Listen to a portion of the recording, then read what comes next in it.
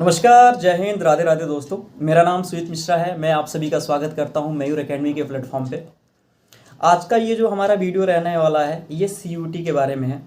CUET यानी कि common university entrance test. ये क्या होता है इसके बारे में बहुत सारे छोटे भाई बहनों का मैसेज वगैरह आ रहे थे, क्वेरी आ रही थी कि हमें BSc करना है, BA करना है, BCom करना है या BSc प्लस BEd करने हैं। तो इन सब चीज़ों के लिए, हायर एजुकेशन के लिए हमें किन किन प्रोसेस को फॉलो करना होगा। तो आज की इस वीडियो में हम जानेंगे कि CUET क्या होता है, इसकी आवेदन करने की प्रक्रियाएं क्या क्या हैं और इसके एग्ज़ाम पैटर्न क्या रहने वाले हैं, एग्ज़ाम डेट क्या है इसका, या फिर आवेदन करने की जो तिथि है वो कब से कब तक है। तो आज मैं बहुत शॉर्ट वीडियो में इसको मैं बताने का प्रयास करूँगा। तो चलिए स्टार्ट करते हैं। सबसे पहले कि कॉमन यूनिवर्सिटी एंट्रेंस टेस्ट यानी CUET के बारे में जान लेते हैं। ये 2022 के बाद UGC के द्वारा इसको स्टार्ट किया गया, जिसको अभी फ़िलहाल NTA के द्वारा कंडक्ट कराने का काम किया जाता है। पहले क्या होता था कि अगर हमें किसी भी विश्वविद्यालय में एडमिशन लेना है तो हर विश्वविद्यालय का अपना अलग अलग एंट्रेंस टेस्ट होता था। जैसे मैं इलाहाबाद विश्वविद्यालय से UG कर रखा हूँ, तो इलाहाबाद विश्वविद्यालय के अपने अलग एंट्रेंस टेस्ट होते थे। BHU का अलग होता था, Jamia Millia, DU, JNU etcetera, ऐसे बहुत सारी जो यूनिवर्सिटी हैं इनके अपने अलग अलग एंट्रेंस एग्ज़ाम हुआ करते थे। तो इससे क्या होता था कि एक तो बच्चों को अलग अलग फ़ीस पे करनी पड़ती थी, दूसरा अलग अलग पेपर समय पे अलग अलग समय पे होते थे, उसमें आपको अपेयर होना पड़ता था। दूसरा कि इसके अलग आपको बहुत सारे समय और पैसों की बर्बादी होती थी। इन सब सारी चीज़ों से बचने के लिए UGC के द्वारा एक CUET प्रोग्राम लाया गया, जिससे एक ही आवेदन फॉर्म के द्वारा बच्चे की जो रैंक आती है उसके हिसाब से उसको इंडिया के टॉप यूनिवर्सिटी, टॉप कॉलेजेस या प्राइवेट यूनिवर्सिटी में एडमिशन मिल जाएगा जैसी आपकी रैंक होगी। तो CUET क्या है? एक ऐसा प्रोसेस है, प्रक्रिया है, जिसके द्वारा एक ही बार में आवेदन करने के बाद आपके रैंक के हिसाब से आपको विश्वविद्यालय में एडमिशन्स वगैरह मिल जाते हैं। तो इसकी आवेदन करने की तिथि क्या है?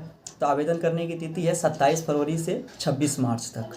तो आवेदन स्टार्ट हो चुके हैं और इसकी जो अंतिम तिथि है, अंतिम डेट है वो 26 मार्च है। तो जिन भी भाई बहन ने अभी हाल फिलहाल में 12th का एग्ज़ाम दिया है या फिर अभी एग्ज़ाम दे रहे हैं, वो सबसे पहले तो जाकर आवेदन करा दें अगर उनको हायर एजुकेशन लेना है, और वो भी रेगुलर कॉलेज या यूनिवर्सिटी में। तो आपको आवेदन करने होंगे। दूसरा, एग्ज़ाम डेट 15 से लेकर 31 मई के बीच में इसका एग्ज़ाम डेट रहने वाला है। तो यानी कि आपके पास अभी देखा जाए तो ये मार्च चल रहे हैं, मार्च अप्रैल 2-3 महीने का एक समय है आपको। तो आप अपनी तैयारी को भी इसके साथ ध्यान दे सकते हैं। तीसरा, रिजल्ट डिक्लेयर। अगर आपके जो एग्ज़ाम 15 से 31 मई के बीच में हो जाते हैं तो डेट जो दे रखा है रिजल्ट डिक्लेयर करने की वह है 30 जून 2024। तो एक महीने के अंदर इसमें रिजल्ट भी आ जाने हैं। एग्ज़ाम पैटर्न को सबसे पहले समझ लेते हैं कि एग्ज़ाम पैटर्न क्या रहने वाला है। तो एग्ज़ाम पैटर्न आपके 3 सेक्शंस में डिवाइड किए गए हैं। पहला लैंग्वेज वाला सेक्शंस है, इसमें 33 प्रकार के लैंग्वेज हैं, जिसमें से हम हिंदी मीडियम वाले या इंग्लिश मीडियम वाले हैं तो हम हिंदी या इंग्लिश में से किसी एक लैंग्वेज को चूज कर सकते हैं। जो दूसरा सेक्शंस है वो है क्लास 12th में जो आपके सब्जेक्ट है। सपोज करिए कि मेरा PCM से मैंने 12th किया है तो फिजिक्स केमिस्ट्री मैथ मेरे ये रहेंगे, या PCB फिजिक्स केमिस्ट्री बायोलॉजी रहेंगे, या कोई ह्यूमैनिटी वाला बच्चा है जिसने आर्ट्स से कर रखा है तो उसके कोई 3 सब्जेक्ट उसको सेक्शन 2 में चूज करने होंगे। वो पॉलिटिकल हो सकता है, हिस्ट्री हो सकता है, ज्योग्राफी हो सकता है, इकोनॉमिक्स हो सकता है, अकाउंट्स हो सकते हैं। और सेक्शन जो 3rd है उसमें जनरल टेस्ट, जैसे इसमें क्या होता है कि बेसिक आपकी हिंदी ग्रामर पूछ लिया, इंग्लिश ग्रामर पूछ लिया, या फिर आपके जनरल एबिलिटी से रिलेटेड आपके कुछ GS वगैरह के क्वेश्चन पूछ लिए, या रीजनिंग वगैरह पूछ लिया। तो ये आपके 3 सेक्शंस में इन्होंने डिवाइड कर रखा है। अब आपको ये समझना होगा कि BA प्रोग्राम क्या होता है या ऑनर्स क्या होते हैं। तो एक प्रोग्राम होता है जैसे BSc प्रोग्राम होता है या BA प्रोग्राम होता है, या फिर आप प्रोग्राम में आप BCom करना चाहते हैं तो इसमें बेसिकली 3 सब्जेक्ट आपको चूज करने होते हैं।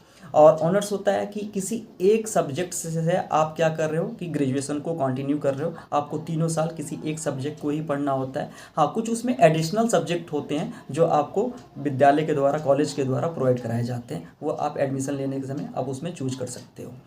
तो आपको किन किन सावधानियों को रखना है जब आप फॉर्म भरने जाएंगे तो सबसे पहले आपको क्या करना है, फॉर्म भरते समय जो कुछ डॉक्यूमेंट्स वगैरह की आवश्यकता होगी मैं आपको बताना चाहूँगा। एक है एप्लीकेंट फ़ोटोग्राफ, जिस अभ्यर्थी को एग्ज़ाम देना है, जिस भी विद्यार्थी को, वो अपना फ़ोटोग्राफ लेकर जाएगा।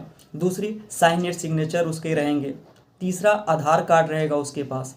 चौथा मोबाइल नंबर होना चाहिए। पांचवा ईमेल एड्रेस होना चाहिए। छठवां 10th के जो मार्कशीट हैं आपके वो होना चाहिए।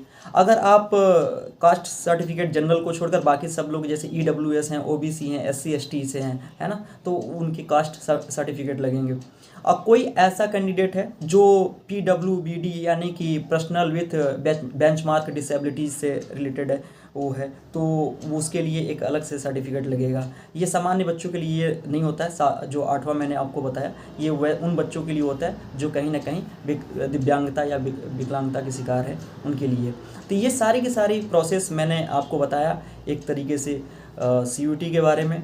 अगर इससे रिलेटेड आपके कोई प्रश्न होंगे तो आप अपनी प्रतिक्रियाएं, फीडबैक जो है वो कमेंट के माध्यम से ज़रूर हमें पहुंचाने का काम कीजिएगा। मैं अगले वीडियो में इसको समाधान करने का प्रयास करूंगा।